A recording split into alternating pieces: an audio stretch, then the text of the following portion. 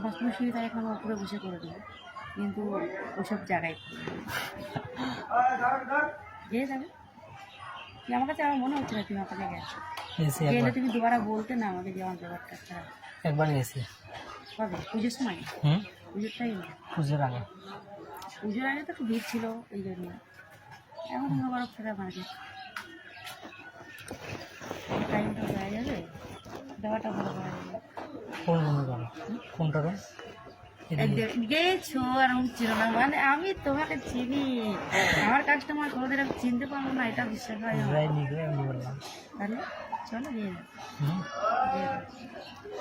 খাই আসি আমি হোটেলে, খাই আসি আগে তুই যেয়ে দেখো আমার সাথে যে হোটেলে খেয়ে আসবে। এখন যদি ব্যাপারটা এখন ফাঁকা ছিল এখন ফুল মস্তি দিতে পারবো। আমি বলতেছি এই তোমার মুখটা আমি চিনবো না, আমার কাছে যে যাবে তাকে আমি ঠিক চিনে যাবো। চলো গিয়ে দেখো, আমি যেগুলো বলছি না ওগুলো একটা মারা নিয়ে যাবে। এগুলো আমি বলছি না তোমাকে, ওইগুলো এগুলো দেবো, ওগুলো যদি একটা মিস যায় তো তুমি আমাকে বাইরে এসে বলবো, আর ঘরের মধ্যেই গালাগালি দিয়ে বেরিয়ে যাবে। আমি যেগুলো বলি তোমার সেগুলো দেবো, তুমি শুয়ে পড়বে, তোমার উপরে উঠে করবো, পেছন দিয়ে ঘুরে করবো। হ্যাঁ, এটা কি বলো তো, সেক্স জিনিসটা ভালোবাসা জিনিস, এটা ঝগড়া করে আর ঝাড়িয়ে করে ভালো সেক্স করে। অনেকেই করে ঝগড়া করে, ওটা তো করে, আমি তো বলছি এটা করে, কিন্তু সবাই তো করে না। সবাই করে এইবার তো কথা বেশিরভাগ ওই রকমই ঝগড়া করে। যদি বন্ধু আসে, পাঁচটা বন্ধু আসে তো পাঁচটা একই মনে হবে না, আলাদা আলাদা মন চেয়ে যাবে না বল।